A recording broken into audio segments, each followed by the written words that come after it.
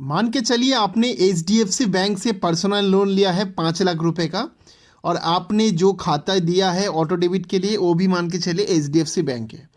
और आपका लोन जो है कुछ साल बाद, मान के चलिए 1 साल बाद 2 साल बाद, आपका लोन जो है कोई भी रीज़न के चलते एनपीए हो जाता है और आप जो है उस लोन का ईएमआई नहीं भर पा रहे हैं। दोस्तों हो क्या रहा है कि आपका एक दूसरा अकाउंट भी है, सैलरी अकाउंट मान के चलिए कि वो आईसीआईसीआई बैंक का खाता है, उसमें आपका सैलरी वगैरह आ रहा है या फिर जो भी आपका बिजनेस इनकम है उसी खाते में पैसा आपका जमा है।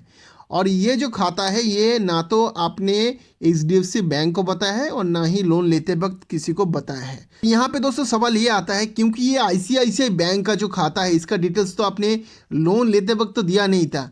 अभी जब ये लोन जो है एनपीए हो चुका है, क्या एचडीएफसी बैंक आपके आईसीआईसीआई जो खाता है उससे आपके बिना बताए या फिर आपके बिना परमिशन का क्या अपना पैसा रिकवर कर सकता है? अब इसका अगर आंसर आप मुझे वन शॉट में बताएंगे तो उसका आंसर होगा यस। बिना आपके परमिशन का भी आपके उस खाते से पैसा निकाल सकता है। लेकिन दोस्तों ये दो सिनारियो में हो सकता है। आप कौन कौन सा सिनारियो है, किस टर्म्स में, किस कंडीशन में ये पैसा जो है काटा जा सकता है? अगर आपके मन में भी ऐसा क्वेश्चन है या फिर आपका भी अगर कोई खाता एनपीए हो चुका है और आपका दूसरा अकाउंट में सैलरी या फिर दूसरा पैसा पड़ा हुआ है, तो ये वीडियो पूरा देख लीजिए तो आपको ये सारे के सारे जो है क्लियर हो जाएगा। सो दोस्तों मैं हूं हसन, आप देख रहे हैं यूनिटी नो। वीडियो में आगे जाने से पहले आपसे रिक्वेस्ट है, अगर आप चैनल में नए हो चैनल को सब्सक्राइब करिए ऐसे ही फाइनेंस और बैंकिंग रिलेटेड वीडियो फर्दर देखने के लिए। तो चलिए दोस्तों बात करते हैं मेन टॉपिक के ऊपर। देखिए दोस्तों यहाँ पे सवाल ये आता है कि वो कौन सा सिनारियो है जहाँ पे आपके बिना बताए आपके दूसरे खाते से पैसा काट सकते बैंक। देखिए यहाँ पे दो सिनारियो, एक तो है 20 लाख के ऊपर वाला लोन, एक है 20 लाख के नीचे वाला लोन।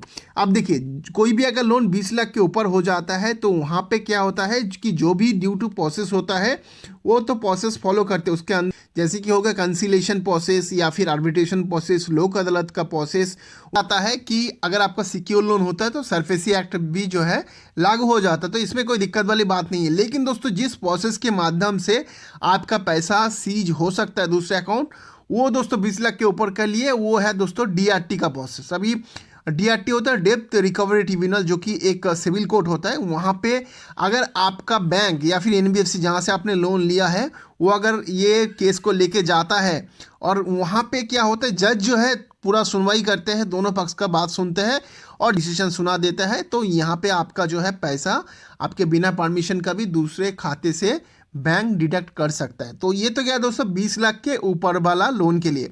अब बात करते हैं दोस्तों कि मैंने तो 2 लाख रुपए का ही लोन लिया है भाई, मैं तो 5 लाख के नीचे वाला लोन है, तो मेरे लिए भी एप्लीकेबल है, बिल्कुल आपके लिए भी एप्लीकेबल है। कैसे होगा मैं बता देता हूँ। देखिए इनिशियली तो कुछ नहीं होता, लेकिन जैसे ही लोन आपका एनपीए हो जाता है वहाँ पे बैंक अपना पूरा जो है दिमाग लगाता है, पूरा जोर लगाता है अपना पैसा रिकवर करने के लिए। यहाँ पे दोस्तों होता है कि आर्बिट्रेशन एक प्रोसेस होता है, तो आर्बिट्रेशन का प्रोसेस के बाद दोस्तों होता है क्या, एक आर्बिट्रेटर जो होता है वो एक अवार्ड पास करता है जिसके अंदर दोस्तों आता है ये पैसा वाला रिकवरी वाला प्रोसेस, जहाँ पे अगर बैंक के पास ये प्रूफ रहता है, क्योंकि आज के टाइम में बैंक के पास ये सब प्रूफ निकालना कोई मतलब मुश्किल वाली काम नहीं है। आपका पैन कार्ड से सर्च करेंगे तो कितना कौन कौन से खाते में किस किस खाते में आपका बैलेंस है वो सब डिटेल्स जो है बैंक के पास आसानी से मिल जाएगा। तो बैंक अगर ये सबूत देता है कि आप दूसरे खाते में पैसा रखे हो, बैंक का पैसा नहीं दे रहे हो, तो इस सिनारियो में जो है आर्बिट्रेटर अगर ऐसा अवार्ड पास कर देता है कि आपका दूसरे खाते से पैसा काट के आपका पैसा रिकवर किया जाए, तो इस सिनारियो में भी आपका बिना परमिशन का भी